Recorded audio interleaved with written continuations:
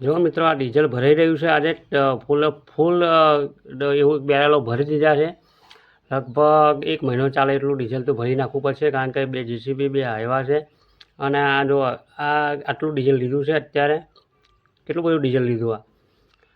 અને આ ગાડી ખાલી થઈ ગઈ એટલે બીજી ગાડી મંગાવી લીધી છે. પેટ્રોલ પંપવાળો પણ સારો કહેવાય, 2 ગાડીઓ રાખે છે એટલે બીજી ગાડી આવવાની પણ તૈયારી છે. તમે જોઈ શકો છો દર્શકો મિત્રો, બરાબર છે. જો એ ગાડી આવે ને હમણી તો હોર્ન મારતી ટેવ કરતી આવી છે. તમે જોઈ શકો છો સીધા દ્રષ્ટો આવી ગયા છે આપણા આની અંદર. તો ડીઝલની અસર થઈ જશે આપણા ભારતની અંદર. 500 રૂપિયા લીટરે વેચાવાનું છે ડીઝલ હવે. તો જેથી કરીને તમામ મિત્રોને જણાવું કે ડીઝલનો ટોક કરી લેજો, બરાબર ખેડૂત મિત્રો.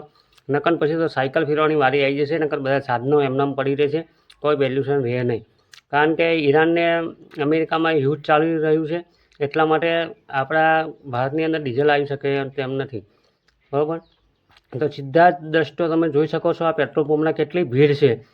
અને ટ્રેક્ટર લઈને આવી ગયા છે. બધા જ બેરલો લઈને, એક કાકો તો ખરો ને પાણી ભરવાનો મોટો ટોકો લઈને આવ્યા છે. એવા 4 ટોકા લઈને આવ્યા છે, બતાડું તમને, બરાબર. તો બધા જ મિત્રોને જણાવવાનું કે આ ડીઝલની અસર થઈ જશે હવે.